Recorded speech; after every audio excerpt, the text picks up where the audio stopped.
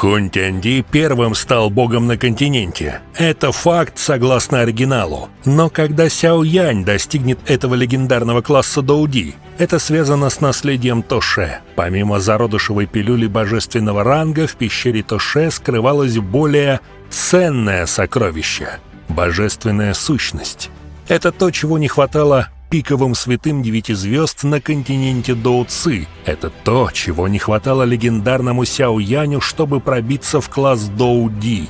Эту божественную сущность даже можно считать наследством древнего бога, даже ценнее зародышевой пилюли божественного ранга. Но кто ее заполучит?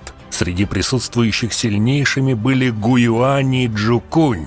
Каждый в этом мире желал заполучить эту огромную силу. Наследие Тоше было заключено в огромной статуе, выглядящей как он сам. Поскольку древний бог Тоше является небесным пламенем, а точнее первым в рейтинге, лишь кто-то близкий с небесным пламенем мог попытаться. Сяо Янь, несомненно, был лучшим кандидатом. В этот момент появилась малышка И. «Я могу открыть каменную статую». Джукунь и Гуюань тут же появились рядом с Сяо Янем. Они пристально смотрели на малышку И. Пламя внезапно распространилось из тела Сяо И, выстрелив в сердце каменной статуи. Появилась маленькая трещина. Свет из нее распространился и покрыл тела всех присутствующих. Леин, Яньцзинь и остальные резко побледнели, они не смогли выдержать. Тела Гуюаня и Джукуня также согнулись. От их костей слышался потрескивающий звук. Они выдержали дольше, но потом оба отступили. Только Сяо Янь, чье тело покрывалось 6 видами небесного пламени, стоял как ни в чем не бывало. «Чертов Тоше!» Джукунь и Гуюань стиснули зубы, им казалось, будто их прижали горой. Этот свет из статуи полностью окутал Сяо Яня. «Счастливчик, ты действительно самый подходящий», — произнес Джукунь. Сяо Янь чувствовал, как его доуци начала необычно колебаться, словно встретила нечто родственное. Его сила была закалена через технику сжигания, постоянно поглощая небесное пламя, а древний бог сам являлся существом, рожденным из небесного пламени. Именно поэтому между ними возник такой особый резонанс. На лице Гуюаня присутствовало небольшое сожаление. 1000 лет он стремился к уровню Доуди, но в итоге был отвергнут. Но была и радость. Теперь появился шанс противостоять Хунь Тяньди. Все были рады за Сяо Яня. Но войти в каменную статую еще не значило получить наследие Тоше. Джукунь тяжело вздохнул. «Если ты не сможешь прорваться на этот уровень, как Хунь Тяньди, мы не минуем катастрофу». Сяо Янь понимал всю серьезность ситуации. «Будьте уверены, я обязательно преуспею». Сяо Янь решил перенести эту площадь в небесную гробницу. Он был хозяином этого места, а там время текло иначе. Гуюань кивнул. Итак, огромная пространственная трещина поглотила всю площадь вместе со статуей Тоше. Перед уходом Сяо Янь достал нефрит и передал его Гуюаню со словами: «Если Альянс больше не сможет сражаться, пожалуйста, разбейте этот нефрит, я немедленно приду».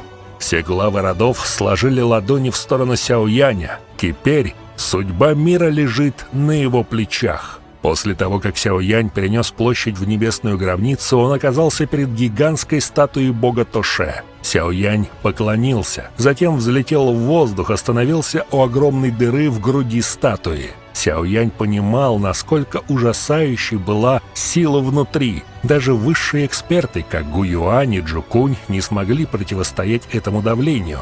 Успех или поражение зависит от следующего шага.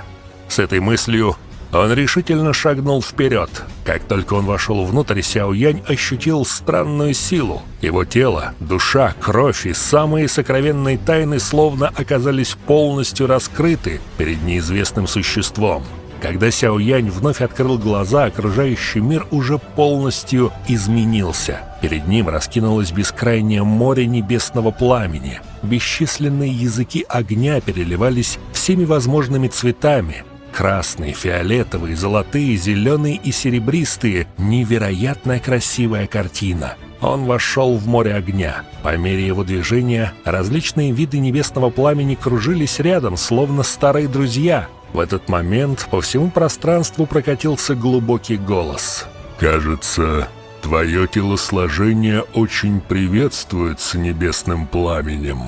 Сяо Янь резко остановился. Перед ним появился старик в многоцветной мантии из различных видов пламени. Старик сидел на огромном цветке лотоса и с улыбкой смотрел на Сяо Яня. Это был не дух и не иллюзия. Сяо Янь чувствовал, будто действительно встретился лицом к лицу с самим древним богом Тоше. Подавив потрясение, Сяо Янь сразу сложил ладони. Младший приветствует старшего древнего бога. «Кажется, мой особняк наконец-то открыли». Рядом появился еще один цветущий лотос, и Сяо Янь сел напротив. Древний бог неожиданно спросил: «Появились ли новые доуди на континенте?» После небольшой паузы Сяо Янь ответил: «Старший, вы последний бог континента. После вас не рождалось ни одного доуди». Древний бог спокойно кивнул. «Как и ожидалось». Сяо Янь задал давно мучивший его вопрос. «Старший знает причину происходящего? Я однажды слышал, как мой предок упоминал, что нынешний континент Доуди лишился особой энергии, которой обладал в прошлом».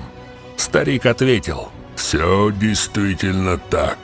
Континент Доуди утратил его.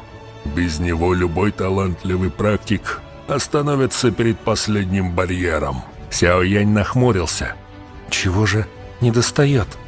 Древний бог ответил: «Истоков. В древние времена эту энергию называли Ци Истока. Это мистическая энергия, появившаяся вместе с рождением мира.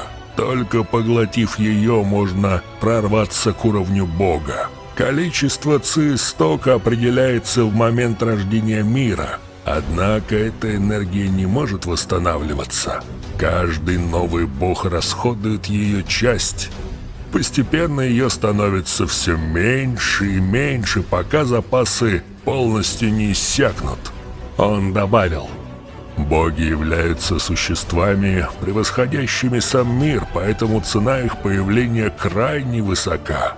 Именно из-за полного исчезновения Ци Истока на континенте больше не могут рождаться новые боги». Сяо Янь горько усмехнулся. Получалось, что величие древних поколений стало причиной страданий потомков. Сяо Янь сразу перешел к главному.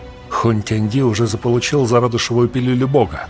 Древний бог спокойно кивнул. «Зародышевая пилюля действительно содержит небольшое количество Ци Истока. И если тот человек завершит ее переработку, он действительно может прорваться». Сяо Янь попросил помощи, но Тоше ответил, что на самом деле он не вмешивается в судьбу континента. «Однако, раз ты пришел сюда, значит, именно ты наиболее подходящий наследник моей силы. Если, конечно, сумеешь дойти до конца». Глаза Сяо Яня вспыхнули радостью. В следующий миг из тела Сяо Яня вылетел розовый огонек и превратился в малышку И. Увидев ее, Тоше тепло улыбнулся. «Очищающее пламя лотоса. Прошло столько времени с нашей последней встречи». А потом он заметил в Сяо Яне знакомую технику. «Если я не ошибаюсь, ты практикуешь метод Ци, способный поглощать небесное пламя». Сяо Янь сразу кивнул. Тоше поделился, что в прошлом он тоже достиг своего величия благодаря ему. Сердце Сяо Яня вздрогнуло. «Старший, вы создатель техники сжигания?» Но древний бог покачал головой. «Твое предположение ошибочно. Этот метод создал не я. Когда у меня появились разум и душа, этот метод уже существовал. Именно благодаря ему моя судьба изменилась». И он продолжил: «Мне тоже очень интересно узнать личность ее создателя». Посмотрев на Сяо Яня, он сказал: «Теоретически, нас можно считать выходцами из одной фракции».